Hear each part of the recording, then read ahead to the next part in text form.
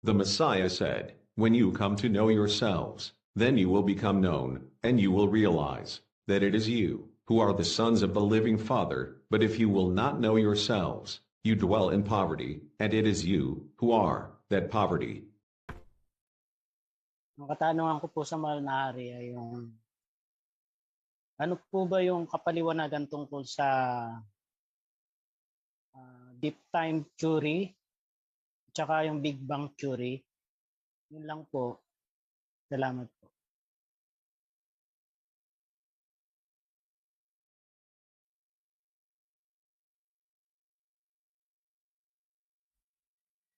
Nakamute po yata kayo, kamahalan. Okay, sorry, nakamute nga ako. Ganito bro, ang question is a very broad question. Kaunawaan tungkol sa deep time at Big Bang. Hindi ko po madidiscuss yan, masasagot in 10 minutes. Kailangan kong gawa ng video yan para may paunawa sa inyo ang deep time at saka ang Big Bang. 3 to 5 hours po na explanation yan para maintindihan. And gaya ng sinabi ko noon, matagal ko na itong sinabi, panoorin niyo yung mga dati kong videos. Sinabi ko ito, na I can explain this deep time and Big Bang. I can explain yung beginning of the universe hanggang sa tinatawag nating eternity. I can explain that clearly. Pero I doubt kung mauunawaan ninyo. It is more than what your mind can bear. So, pardon, I could not answer the question at ayoko magbigay ng kunting tip kasi the more na magugulo ang inyong isipan pagdating sa deep time. Magugulo talaga ang inyong pag-iisip. So, yan yung mga bagay na ipaubaya nyo na lang sa mga shall I call selected few. Ayokong suluhin. Hayaan nyo na lang yan sa selected few. Yung kaalaman na yan. Because libo-libong taon na ang lumipas, libo-libo na the Big Bang remains a theory, hindi talaga maipaliwanag ng concrete. The deep time, walang makapagpaliwanag yan. Hanggang sa eternity, no one can explain that, but that is clear to me. Clear na clear sa akin yan. Almost I could see it. So, hayaan na lang po natin yan. So, basta ang sasabihin ko lang ganito, may mga stages yan. Sabi ko na ayokong ikwento, pero sige na lang. Hindi, later na lang kasi mabibitin lang kayo. Sige, titingnan ko kung paano isi-simplify kasi it's a complicated concept. Kung paano ito talaga nangyari na creation na day 1, day 2, day 3, day 4, day 5, day 6. Those are millions of years ang sinasabing day na yan. May mga sequence in between. Kagaya ng bago nagkaroon ng green plants and trees. Ano ang meron? Fungus.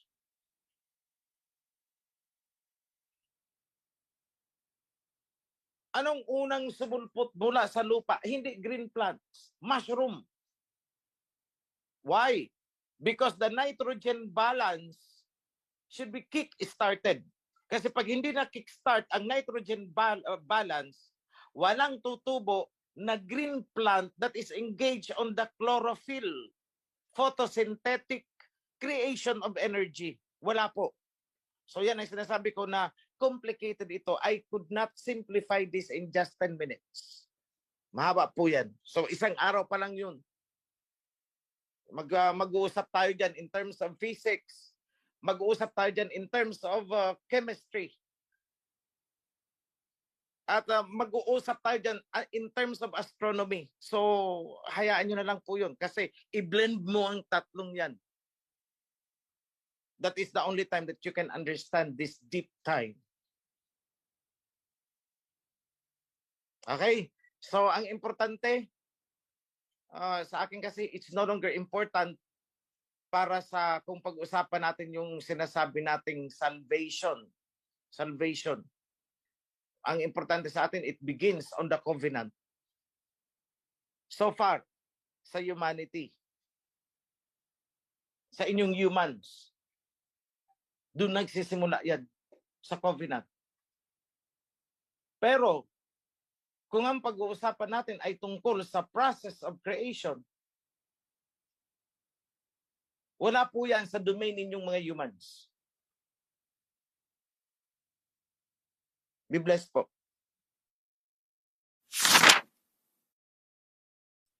Meron po sa character ng tao na yung masamang tao na kapag siya ay ganito na lang po. Yung halimbawa po ex-convict, kapag ang pinapakita sa kanya ng mga tao nakapaligid sa kanya ay hindi maganda, lalo siyang nagiging masama. Gusto niya magbago, pero dahil ganun yung pinapakita sa kanya, lalo siya nagiging masama. Ngayon po, ang tanong ko is, pasensya na po Mahal Hari, sabi po kanina ng Mahal Hari, si Taning, si Satanas, binibigyan pa, baka binibigyan ng chance na magbago.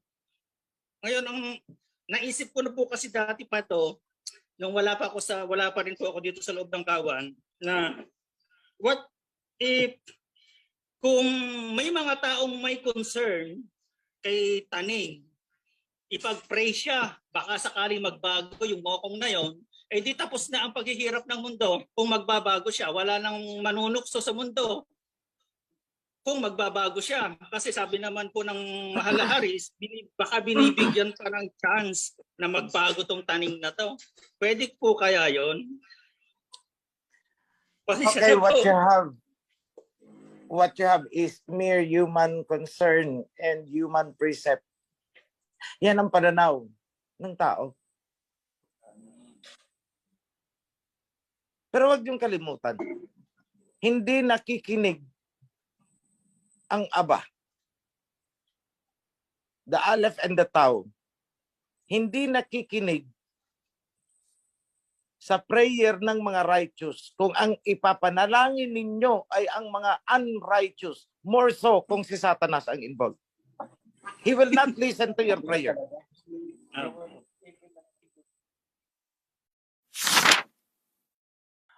Ngayon po, dadako po tayo sa Camarines Sur. Kapatid na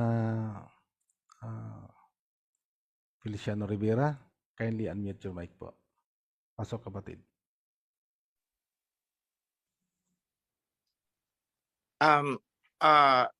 Wait lang.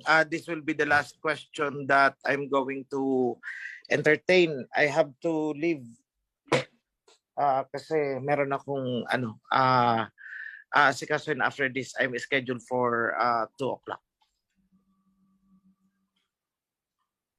Okay po, noted kamahalan. Happy Holy Sabbath po sa Gabus, lalo po kay King Oichi. Tanong ko lang po, di ba po King Oichi, yung trials ay natural na dumarating sa buhay ng tao. Nasabi niyo po kanina doon sa Tungkol 5 yung na nagbigay ng trials to Lucifer, hindi galing sa Aba. Ang tanong ko lang po, King Oichi, paano po natin ma-distinguish ang trials kung galing po kay Lucifer o kay Aba? Yun lang po.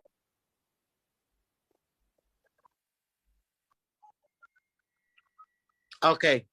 Paano natin malalaman kung ang trial ba ay galing kay Lucifer o galing sa Aba? Okay, ganito lang yan. Hindi naman nagbibigay ang Aba ng trial upang pahinain tayo, kundi para palakasin. So kung ang trial, ang intention is para pahinain tayo, hindi yan galing kay Aba. And very rarely na ginawa ng Aba na isubject tayo sa trial. Very rare po yun. Very rare. Extremely rare. Kasi ginagawa niya lang yan. Yung mga ganyang trial na siya mismo is halimbawa sa isang king, sa isang prime minister, sa isang priest. But with ordinary kawan na alam niyang mahina, hindi niya bibigyan ng trial para lalong humina.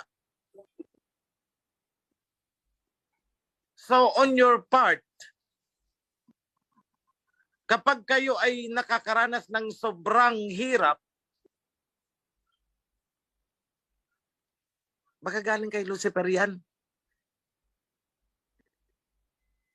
Baka galing kay Satanas yan.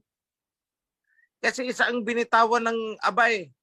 Follow my covenant and I will shower you with blessing.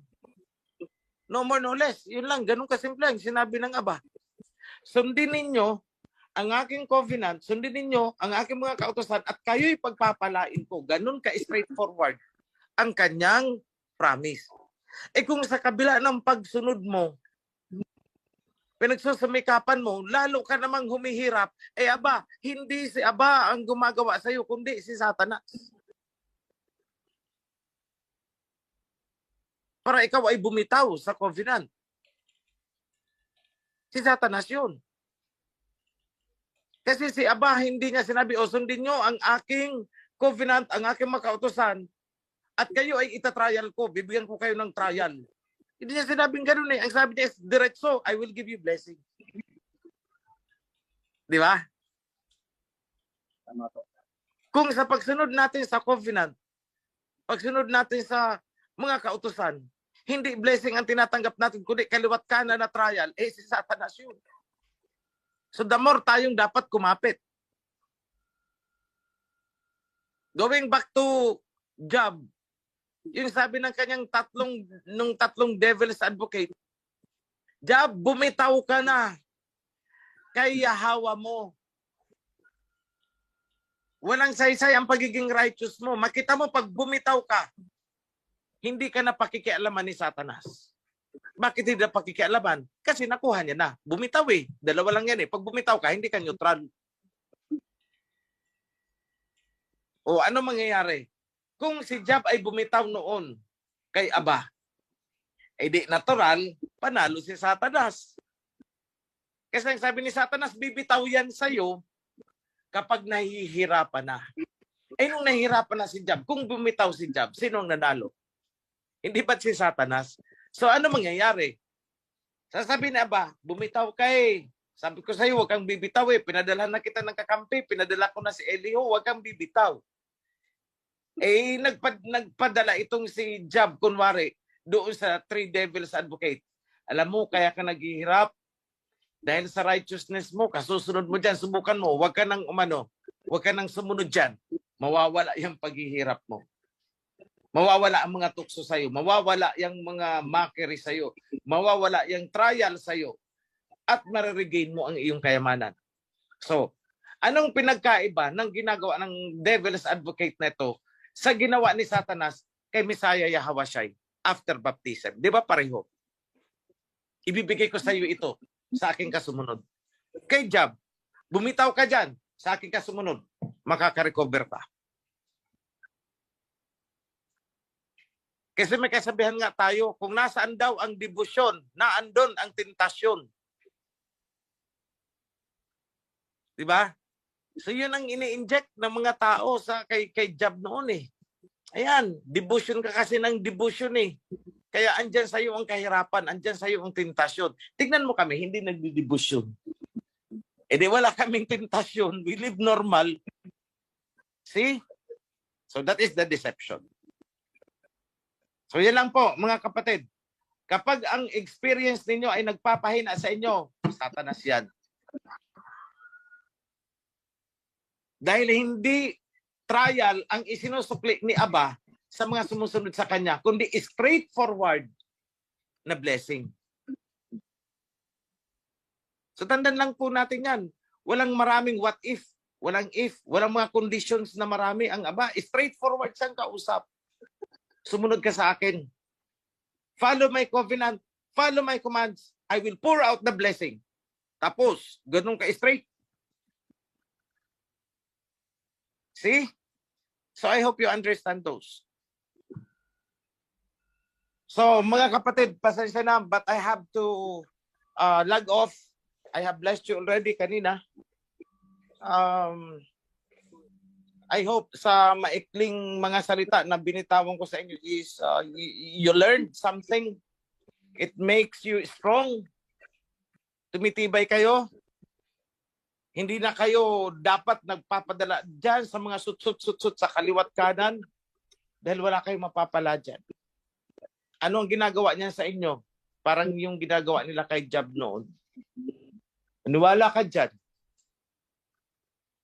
Bumitaw ka dyan. Piniperahan lang kayo niyan. For his own use. Tingnan nyo, namumuhay sa karangyaan. Lahat na ng pwedeng imbentohin na kwento. Lahat na ng pwedeng gawing intriga. Gagawin nila. Malaglag lang kayo. Yan ang gawain ni Satanas. Outright sabihin nyo, Satanas, layasan mo ako. Leave me alone, Satan, for I am loyal to the covenant and to my alhayam. Yan lang po ang sagot, mga kapatid. Be blessed. Shalom. Salamat po, mahal na hari. Yan. Maraming salamat po, mahal na hari, sa napakaliwanag niyo pong kasagutan. Ngayon, mga kapatid, dahil extended na po tayo sa time,